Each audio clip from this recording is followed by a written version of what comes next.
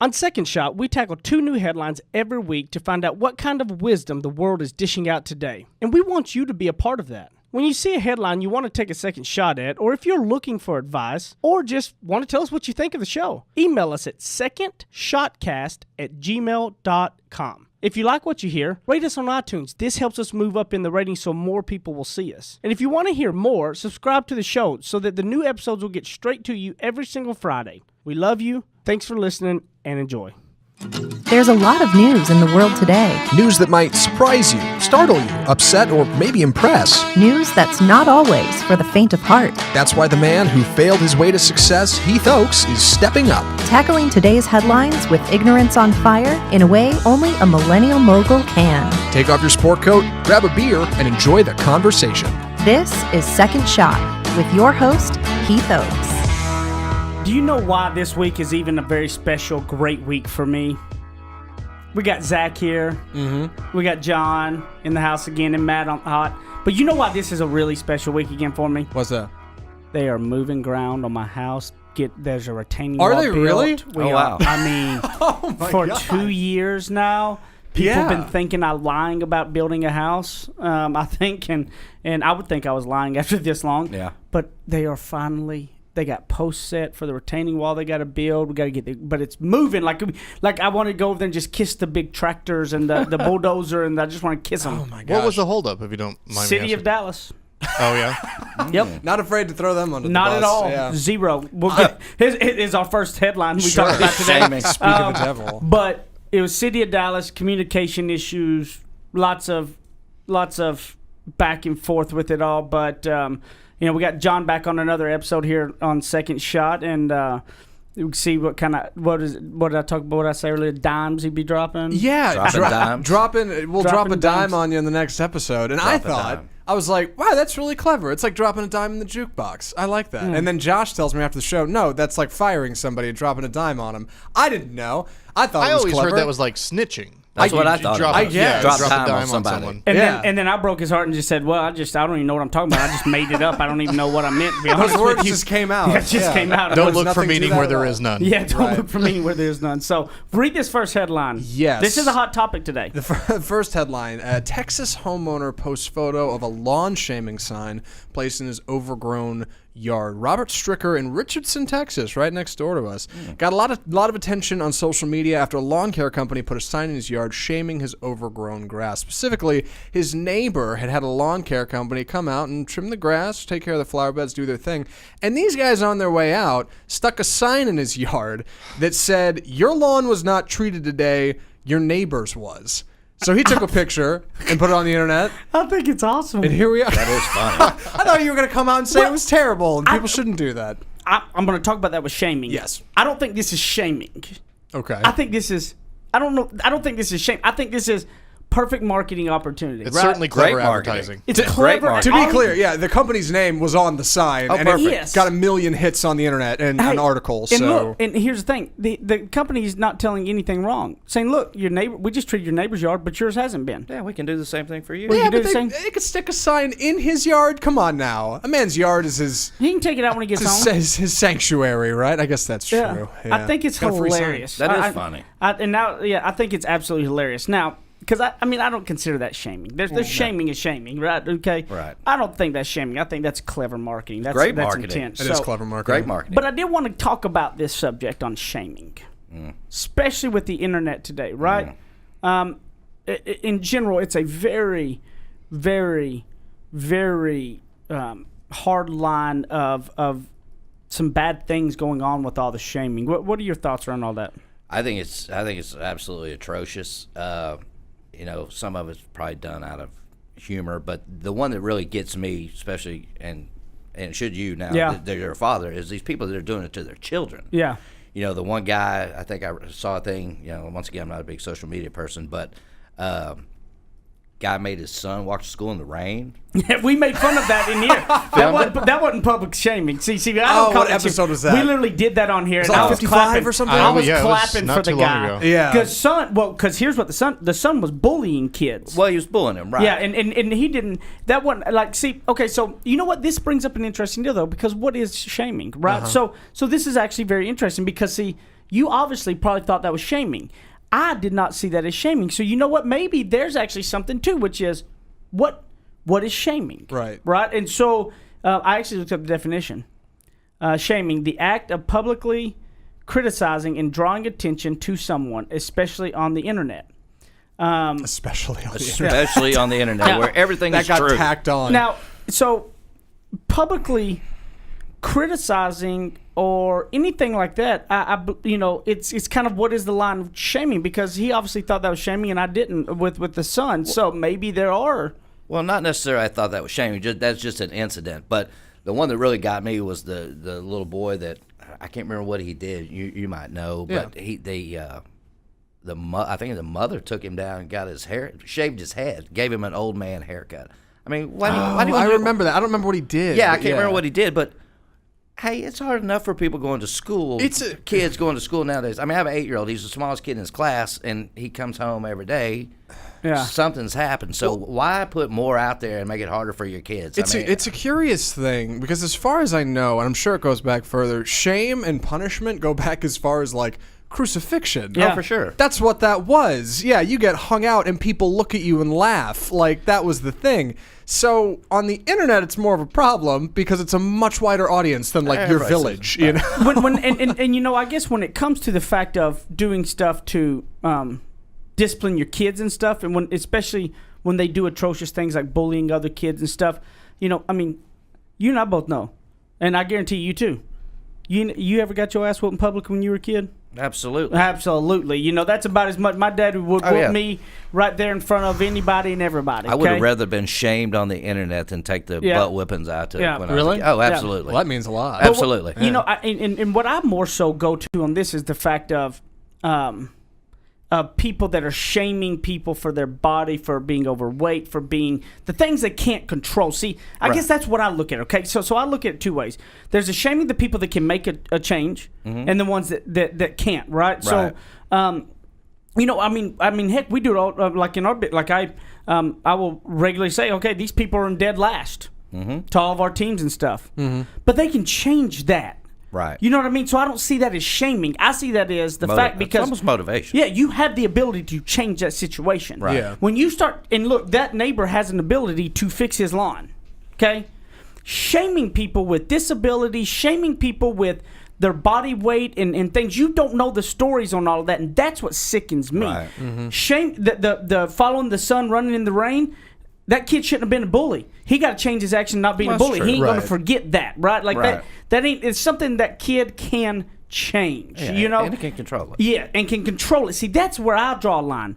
Is it's something you can control or not, and being shamed with it. Right. Does that make sense? Or not? Yeah, and it does. the dad wasn't doing it for likes. He was doing it as punishment. Yes. Yeah, like that's what it was at its core. It wasn't Yes. like, let's see how many comments I can get on Facebook. But again, his That's not- son, he wasn't like if he was saying because my son's overweight, I'm making him run to school. I'd have been that would have been he should be thrown in a pit almost at that point. Okay, Sure. because that is something that is so different to me. But something his son being a bully that can be changed. Right. So I believe that the shaming. And look, if you're one of those that people are shaming you, maybe your weight, maybe your skin color, maybe you're something online and you get that kind of stuff. You know what? To hell with them. Right. Yeah. Forget those people. I always say, I'm like, once you can come into a place where you gotta love you. If you don't love you first, you can never love others. And you're beautiful just the way you are. No matter if you're heavy, if you're not, or whatever. You got to look at like we talked about last episode when you said, you look yourself in the mirror and say, what if I wrote my paycheck, would I fire me? Okay? You look at yourself in the mirror and be like, I look good. I don't need confirmation or shaming from anybody on the internet or any of that to be me. Right. And you got to love you. You gotta and you got to love love how perfect you are and know that no matter what anybody else says, you are you, you love you, you be perfect, and somebody else will. But you're not going to get those and attract that until you love you. Be okay with you. So I wanted to ask about one other angle, since we only got a minute left here, which probably isn't enough time to talk about company shaming. Specifically, my dad down in Houston was going to the hardware store the other day, and he passed by the place he normally gets an oil change, and standing outside was a guy like 50 feet away from the business, per usual, with a big sign that said, hey, these guys put the wrong oil in my car, ruined my engine, don't go here. Quick question. Yeah. What is different with that than writing a Yelp review if they screw up? What is different with that than writing a Yelp review if they screw up? Well, I don't. It's more public. I don't know. How's it more public? Well, when was the last time you were on Yelp? Not to yesterday actually. But really? Oh yeah, I use Yelp all the time actually. Well, I guess there's not much. I don't, but I drive my car. But how many people drove by and saw that sign versus a Yelp review for that place where everybody's looking for oil changes over the next 5, 10, 15 years? A review will be there forever. Right. Him standing out front of that sign just has one day. There's no different than writing reviews for a place you're at nowadays, with online being as open market as it can be. Yeah. Does that make sense? I guess so. I mean, because it is. It's the same thing as reviews, and look, and reviews go back and forth, and I tell you, it's customer service as well. Yeah. That I can tell you, I would have done everything in my power, no matter if I was in the wrong, to make sure that man didn't stand out in front of my business saying that. Right. If I had to bring him in and just comp everything, just give whatever I can, that person of that oil change business did not handle that situation right. Something wrong. Or he would have never went out there and stood out front of that business. Because if he'd put the wrong oil, owned it, got it fixed, did whatever he could, just, whatever, my guy may still do, not give him a 5-star review, obviously, but that man ain't gonna make it a point to stand in front of that business. That owner and stuff probably did not handle that situation right. That ego got involved with going, and customer service. This is where customer service comes into key. Yep. Mm-hmm. Whether if you've got customers you got to pay attention to, whether you're right or wrong, it doesn't matter. No. It's an opportunity to please. It's an opportunity to please. So I'm telling you, that guy didn't handle it right, because there's no way would you let the guy? Well, what would you? You would have done everything in your power to make sure that guy. That guy would be getting free oil changes for life. I mean, seriously, whatever it takes. No, I agree. He'd have never felt compelled to stand out front of my business like that. Sure. Because I would have done something to make that right. Oh, especially like where I live, bad news beats you back to the office. Yeah. So I mean, the guy would have had free oil changes for life, new motor, whatever. To keep from even if I didn't feel like I was in the wrong, I would have done it because I wouldn't let that happen. Bad news beats you back to the office. So you got to let your ego go to take care of your customers sometimes, and sometimes that's what happens with people. I guess that's the issue with shaming. Yeah, ego. well, and again, so I don't look at that as shaming as much as I look at that as a review. Maybe I should shame my dry cleaners. And that's something that can be controlled. They can do a better job of changing oil. Yeah. But if you're out there and you're dealing with bullying online or shaming online or anything, you know what? You're beautiful. You're perfect. Mm-hmm. I love you. Other people love you. To hell with everybody else. And be you. Love you. Yeah. Love you. Love you more. I always say, I love me some me, right? You got to love you some you, okay? And then everything else is going to work out. And we're going to be right back in a minute for another second segment of Second Shot.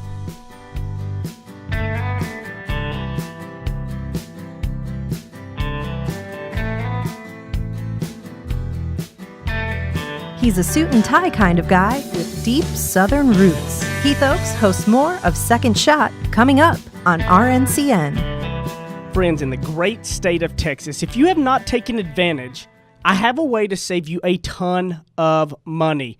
I have saved over about $3,000 in the last year, and I have no hassle. Go to energyogre.com, put in the promo code SECONDSHOT. Now listen, promo code SECONDSHOT, and you're going to get a free month just for signing up and saving a ton of money. So don't be crazy. Stop sitting around talking about, is this the real deal, and go do it right now. energyogre.com, promo code SECONDSHOT, and a free month. Thanks. Go get it now. Run. Ready, aim, fire. Second Shot is back for another round on RNCN. So, Matt, I just now realized after all these episodes that Zach is not a morning person, is he? Doesn't seem to Whoa, be. Josh, don't shake your head in there. No, you're not on the show. Get out of here. I guess he's not a morning person. I'm just now realizing that, because I guess I do majority of our shows in the typically the afternoon. Yeah. And Zach has been over here like rubbing his face like he's like waking up drinking still. coffee, and it's funny. It's still almost lunchtime. I mean, it's like literally lunchtime. Hey, I want to say it's I'm with 11:30 right now. I'm with you, Zach. I got up at 4:30 this morning. And vice versa. I was gonna say normally Heath comes in and hey, let's get the show started. This morning you were like, "How's it going, guys? Yeah. I got kolaches." Yeah. Like you're just like ready to go. Yeah, it was came great. bearing gifts. It'll cost you later, I'm sure. Be careful what you ask for. I will say you came in a as good of a mood as I've ever seen you. Boisterous. in. Yeah. I like the mornings. Ready to roll. Mornings are fun. Mornings are a good time. And I did Plus, just get done kissing all over my little girl, so it was kind of that always helps there things. you go. And You got the house thing going. Yes, it's a good day. That just makes me so happy. When did you find that out earlier this week, or when did that become a thing? Yeah, they actually started on Monday. Oh my gosh. Yeah, so Congrats. make me happy. Yeah, That's awesome. Crazy excited about that. Well, our second headline of the show, and I gotta be honest, the fans of the show know, not big on the sports thing. So excuse me while I stumble through this headline. Lamar Jackson breaking mold by going without agent into NFL draft. We know that Lamar Jackson is some special kind of lightning on a football field, blazing speed, former Heisman Trophy winner, the most athletic quarterback in the upcoming NFL draft. What's interesting about this is this year, Lamar Jackson is going in without an agent, which everybody has, Heath has told me, because I'm not a sports guy. Yep. But Lamar Jackson is going in without one. And I don't really know what that means, Heath, so please enlighten me. You know, he's getting uncomfortable here. You know, he's doing what nobody else is doing because he says, look, he doesn't think he needs an agent because he's Lamar Jackson. He's going to be drafted high. Mm-hmm. He knows really what the guesstimate of that to be paid. There's the rookie pay scale, okay, is kind of set. I mean, like his rookies and stuff like that, it's a kind of a set line of what to do. They have to kind of pay X amount of dollars for their pick. So he's like, look, I don't need an agent. Don't need one. Yeah, I don't need one. I mean, I'm going to get what I'm going to get. Maybe I get one as my contract is ending after the first one or something. But like right now, why pay somebody for that whenever we already know what it's going to be? Because as a rookie, they're going to get paid for what they get paid. Yeah, he's essentially leaving money on the table by paying somebody else to do it. I mean, it's not a lot of negotiation goes on in your rookie year anyway. No. So maybe get one after year 3 or whatever that looks like. Hire a lawyer to look through your contract and pay them a one-time deal versus a bunch of commissions. So he's uncomfortable. He got on, and I think it's making everybody uncomfortable that he's doing that because I bet there's a lot of agents out there going, oh God, I hope a lot of people don't, And I just started thinking about it, how things can change, and how the world changes because people see things differently and take another path. Life's change when you get uncomfortable. Mm-hmm. You got to get comfortable with getting uncomfortable. Like if something doesn't, like if nothing feels weird to you every day, you're doing something wrong. You're just comfortable, and nothing will ever change. Life, business, and like if we don't have these people that take these crazy off the path, beaten paths every now and then, like a Lamar is, we don't.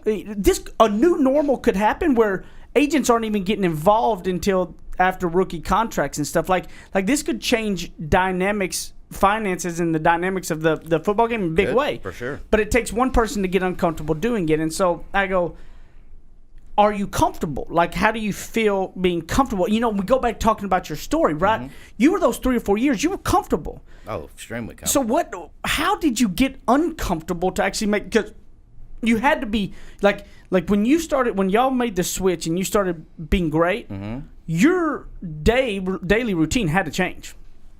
It's not so much that it changed, it just became more consistent. It was like we always knew what to do. Yeah.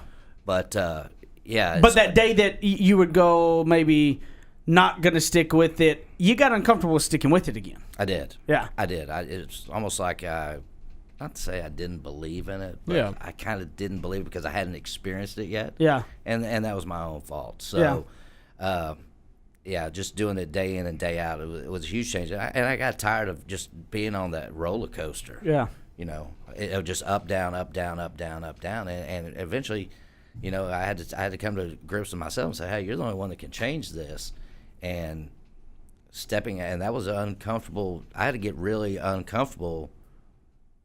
Being honest with yourself. Being honest with myself. Yeah, that's what I was looking for. And that was a hard conversation to have with myself. And that was really a way of making myself comfortable being uncomfortable, as crazy as that sounds. But you know what, too, I think about, and this is something, is being uncomfortable and having courageous conversations to change the situations. Because here's what happens to a lot of people, too, is they're in situations and they won't be honest with the people around them and be transparent and just tell them how they are because they don't want to get uncomfortable with that. And we had a situation that made John get extremely uncomfortable. It was horrible. Horrible. He did not want to do it. Horrible. I know where this is going to. I don't. But it changed the path.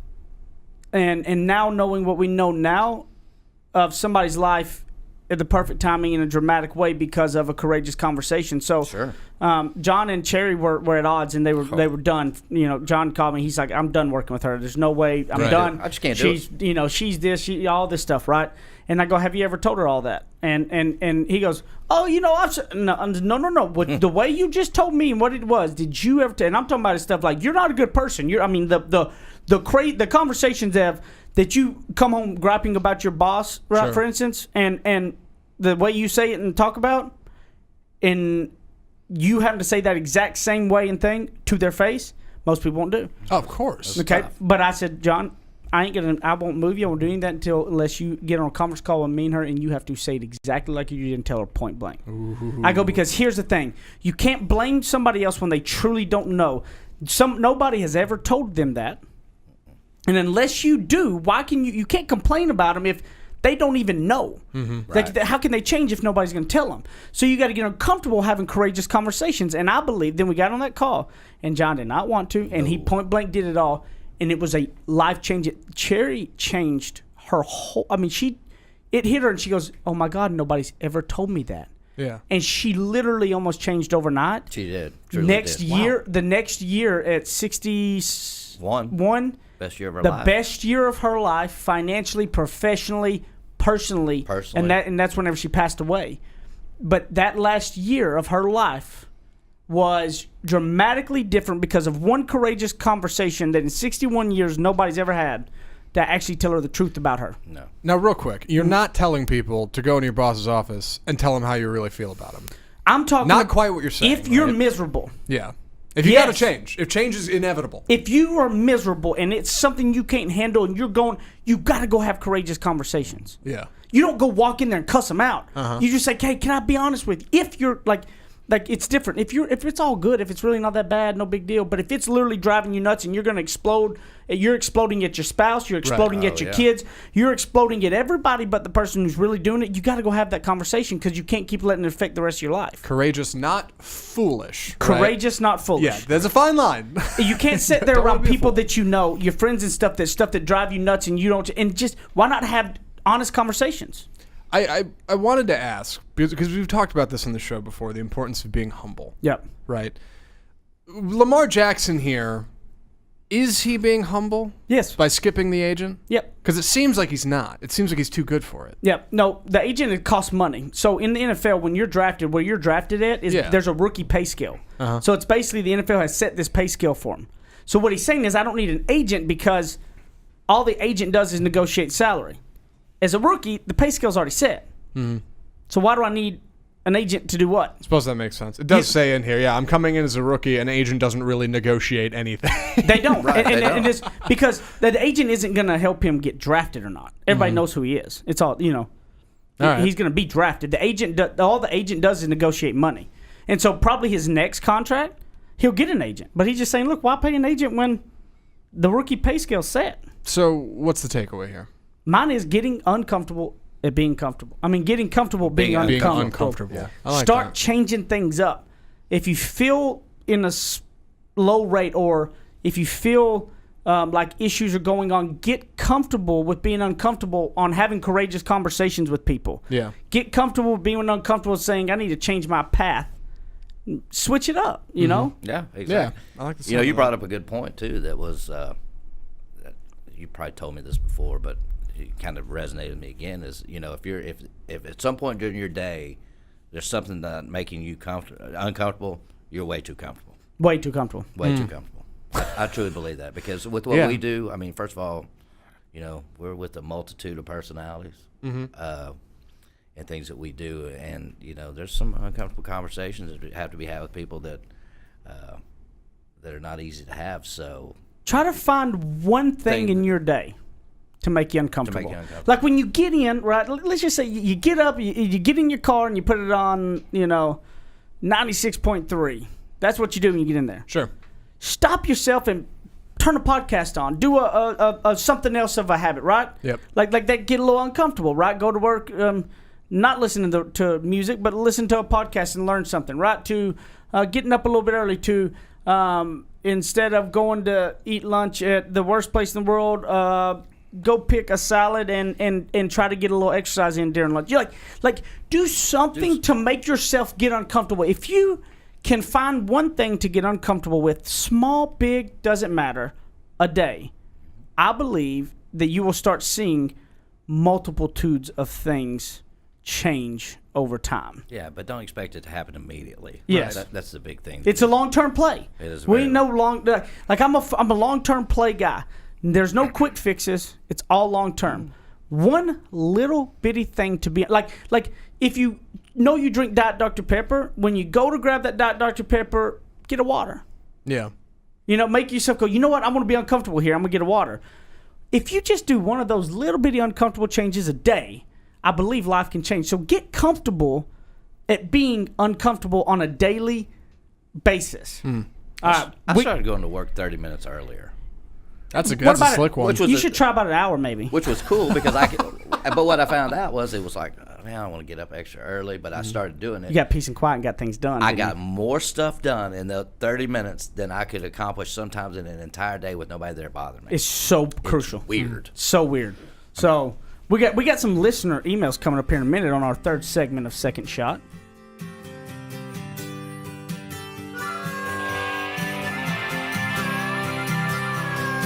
Now that's what I call ignorance on fire. More of Second Shot with Keith Oakes still to come. You guys have been listening to Second Shot and hearing us talk about it. You need to go pick up my book, Ignorance on Fire, A Journey of Failing Your Way to Success. You can get it on Amazon in paper book. You can also hear this beautiful voice of mine in audiobook style on Audible or anywhere you're going to get your audiobooks. Guys, this book took a lot of time to put into it, and I believe it can really be some life-changing stuff to help you on your path to success. And hopefully you're going to fail your way to success just like I did. Ignorance on Fire, A Journey of Failing Your Way to Success. Amazon.com, Audible.com, audiobooks, paper books, everything. Get it, share it with your people, and I appreciate it. Thank you, guys. Go pick it up today.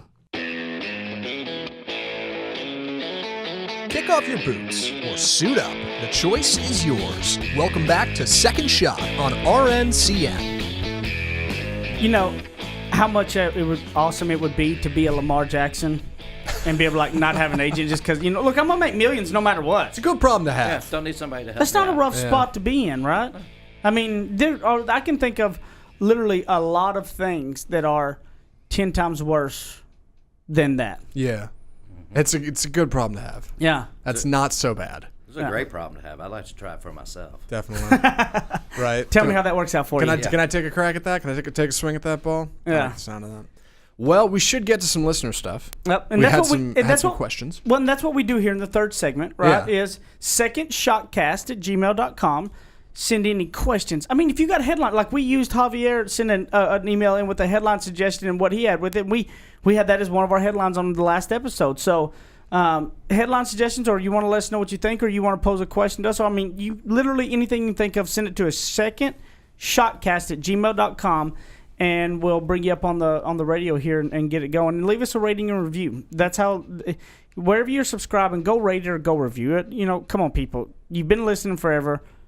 Finally go do it. It helps us move up to where more people will find us. We'd like to cherry pick kind of different sources for this stuff because sometimes somebody will leave us a rating on iTunes. We're like, well, that's really cool. Let's read that this week. This one, we get an email and we got a YouTube comment. Okay. Which we don't get a whole lot of. So I'm Because excited this is to on read it. YouTube, just so everybody knows. You can is. watch the whole. Yeah. You can watch the podcast on YouTube. If you listen to this in your car, on your commute, or at work, or at home when you're exercising, and you want to see what we look like, you can watch us on YouTube. It's great. But our first kind of listener interaction was from episode 59, first episode with Jenny, just a couple weeks ago on the show, or 3 or 4 weeks ago now. When in our third segment, we had her ask people on her Facebook live stream, hey, if you have any questions, let us know. Yeah. And we had somebody who asked a question, and I don't know which question was related to because we didn't say it on the show, but she got on YouTube. Casey Brinley Music said, thank you, Heath, for answering my question, and a smiley emoji. And I don't know what her music's about, but she's wearing a cowboy hat, so it's probably good enough for me. Sweet. Yeah. Like a cowboy hat. Casey Brinley, you can't yeah. really put on enough cowboy hats, right? Do you ever wear a cowboy hat, John? No, my Yeah, head, they don't make them big enough for me. Yeah, I look really dumb. Like Chad makes cowboy hat. Like he looks good in a cowboy He's hat. got the face yes. structure and the broad shoulders. Yes. It works. Yeah. I look dumb in a cowboy hat. I can't find one to fit my head. My head's longer than a $5 bus ride. Like a 10-gallon bucket. I don't own one, and that's one of those things I talk to like relatives in Michigan. They're like, how do you live in Texas and go to the State Fair of Texas and not own a cowboy hat? I'm like, I don't know. It's like you. I'm like, I never found one that I put on and thought, this is the one. Yeah. This is the hat. I always felt like I look goofy. I always felt like I look weird. People like Chad look good with it. I mean, he does. He makes the cowboy hat look good. Yeah, It's they a good look good look. on the right person. Yeah. I'm just not that guy. Me neither. Those aren't But good. thank you for the Not gonna help comment, me. Casey. The other thing we had was an email from Laurel Harold regarding our episodes with Scott, probably about a month ago now. Yeah. He was a great guest, by the way. Yeah. We should have him on He's again back sometime. in Kansas. Is he really? Yeah, that's where he's from. That's where he lives now. Kansas. Yeah. Whatever. Kansas, Manzus. Laurel said, hey guys, there's so many great things in your show. I can always count on a good LOL moment on my way to work and great book references. But seriously, thanks for making me dig a little deeper. Maybe we're on all regional managers of hundreds of employees, but I love that I can take something away from each show. More often than not, I can already relate each topic to an experience or current situation in my life. I feel like every day I hear about something new that millennials are destroying. Home ownership, napkins, beer. Really? Many thanks for giving us millennials a different approach and focusing on what is actually important, like improving ourselves rather than everything we are killing. Keep doing what you're doing. Don't let Scott pick on Zach, even if it is freaking hilarious. Laurel. Thanks, Laurel. What's her name? Laurel Harold. You're awesome. Yeah. I like her. Yeah, this is really sweet. I think it's Very the first nice. email she's sent, and really pleased with that. You know what I like about what makes me feel really good about that one is that because the whole point when it's not about if you lead massive groups of people or just these ginormous sales numbers or whatever. It's more so of leading your life. It's taking a second shot at your life in general. If you want to be the best dadgum cashier in the world and so you can do your other hobby at home of planting in your garden and that fulfills you, then you know what? I love you and I want you to be fulfilled more. So, and I love the fact that obviously that's a message we're able to convey because like she said, she goes, even though we're not, but there's always something she can take away. And that's what I love because that's the point of this is that it's something we believe we can help everybody with. It's not just about if you're a leader of thousands of people or not. Just this last week, we were looking at stats for the show, and you shot me an email and you said, hey, Zach, I wanted to ask you about categorizing the show. Currently, it's in comedy. Mm-hmm. And it's funny because when we started the show, we had Chad on. We initially leaned a little bit more towards we were still life advice. It was still kind of business advice, but it was a little bit more laughs. Yeah. And the show's kind of had this beautiful evolution where right now, I don't really know whether I should categorize it in business or like motivation. Yeah. Because it's kind of both. And maybe it's more motivation than business. I'm not sure. But yeah, this show is not limited to anybody who is strictly managing hundreds of employees or has some big corporate gig. This could be for a truck driver in Kansas. Like anybody can listen to this. We're open to everybody. Well, the good thing is that's how we know we're doing something right when we can't figure out where to categorize it. Right. That's what I want. I want it to be. Look, we want to have fun. We want to entertain. We want to. I'm gonna make up a couple words every now and then. You got to figure it out. Google it, or we need to do like a Heath dictionary or something. Yeah. Of all the fake words I make up. Instead of fake news, it's like fake words. I know. I enjoyed. It was earlier in this episode, first segment, when you said you had the definition of shaming. I'm like, gosh, out of context, Heath reading a dictionary definition, like that should go somewhere. That's good stuff. I also like she said the show is like easy to listen to for millennials because that's something I can relate to. Like I feel like a lot of business podcasts I listen to, a lot of the time there's a little bit of millennial bashing. And you know what's funny about that is, if you take exactly what the millennials are doing and what the baby boomers did in their time, it's identical. It is. Mm-hmm. But the baby boomers love hating on the millennials.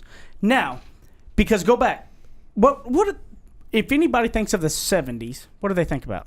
Hippies.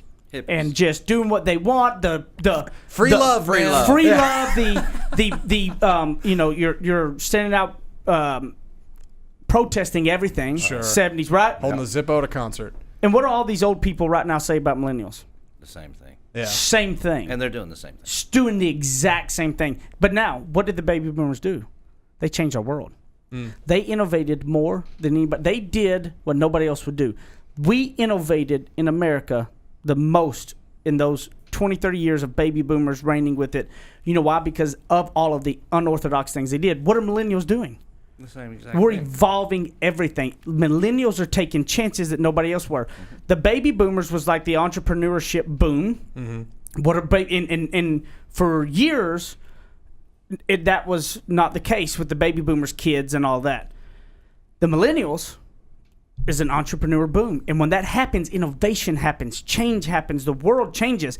It's going to push buttons. It's going to make a lot of people be uncomfortable. So it's very easy to hate on them, but yet it's the old people hating on them that they were the same ones and the same exact people ones. Yeah. before. The baby boomers were the largest generation making the biggest waves, and so is the millennial, the largest generation making the big waves since them.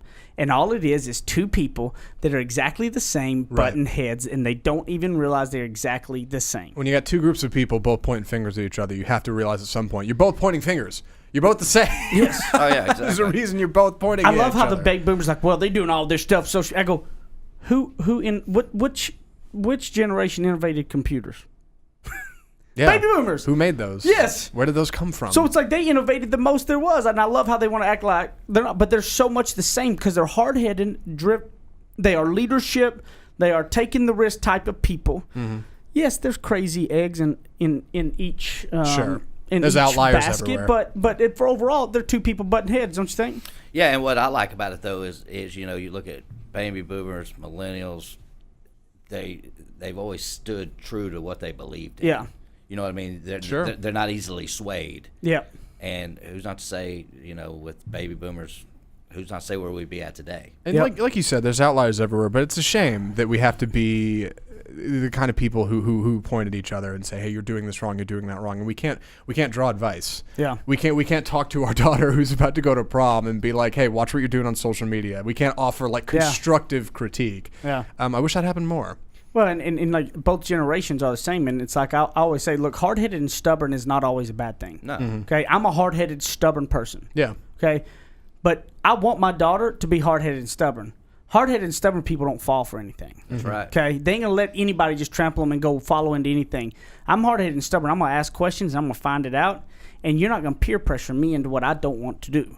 I'm a hard-headed, stubborn person, so I want my daughter to have a little hard-headed stubbornness. Millennials and baby boomers are the most hard-headed, stubborn generations in the entire ever. Like you name right now any 65, 70-year-old that isn't hard-headed and stubborn, and you can find any 25-year-old that.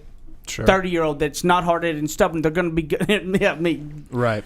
But there's a difference of egotistical and hard-headed and stubborn. Hard-headed and stubborn people may attempt it their way, but when they're proven wrong, they go, all right, I was wrong. I need to learn here. Egotistical people keep doing it their way and it fails, and they keep doing it their way even though they keep failing because they're too arrogant to ask for help. That's the difference. Hard-headed and stubborn is not always a bad thing because you got to stand for something. Yep. However, don't let your ego take over and not be willing to ask for help. Yeah. There's one other thing I want to get to, and this isn't related to emails or YouTube or generations. we queued this up. We haven't gone to it. Can we talk about the remote control car? Oh, sweet. Please. The last bit. We got a picture of it.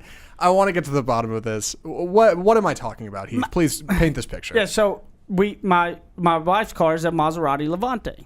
And I go, we got a picture of it coming up right now. So go into YouTube or whatever. If you're on there right YouTube, now. you can see it. Yeah. And I walk into the store, and there's literally a little Power Wheels Maserati Levante black, exactly like It's got Jenny's the same car. headlights. Yeah. And it's identical car. And I bought it and brought it home, and Jenny goes, you did what? You can't just buy her stuff like you can't. I go, she don't know yet. It's okay. And she can't reach pedals or anything, but it's got remote control, so she can sit in it, act like she's driving. I can drive around the backyard in her little black. So we got a picture of her and her mom backing out of the driveway this morning. It has the same number of tongs on the grill. Like, I can't believe how It's close awesome. this thing is. It's so sweet. It's chilling. And the best part about it, for me, is it's remote control. Well, because look- now Dad gets a toy, too. Well, look, Brighton's waving. Yeah. Oh, yeah. see it waving? Definitely. Yeah, it's great. That's so awesome. great. I And it's love remote it. control. You can just drive her. So I can put her in and drive around until she gets old enough to grow into You it. can go on a walk. Just there she goes. Yeah, Yeah. she's on her way. That is brilliant. Yeah. Awesome. So Yeah. go on YouTube wherever you can see a picture of it. It's pretty funny. Yeah. My kids are going to feel like they got ripped off. I really appreciate What are you the doing odds? You just walk into a store and there it is. There it is, identical. And I was like, I got to have it. Yeah. Yeah. I can't blame you. So, John, thank you for coming on the show again, buddy. Thank you for having me. Yeah. It was a lot of fun. Yeah, and we can find you on LinkedIn, right? On LinkedIn, that's the only place you're gonna find me. Look up just John and Robert Halbert on their LinkedIn. I mean, and they're probably both not even active on LinkedIn hardly. I get on LinkedIn. Yeah, you do I sent post stuff. something Yeah, yesterday. that's true. That's true. You do. You actually are active on LinkedIn. For the one, you do things on there. Yeah, the one thing. What about you, Zach? You can find me on Twitter at @AppleZacintosh. That's me. At Heat Oaks, at Ignorance on Fire, all of those type of channels. And remember, love you. Be in love with you. And we're going to see you next time. I love you. Have a good time. Next segment of Second Shot.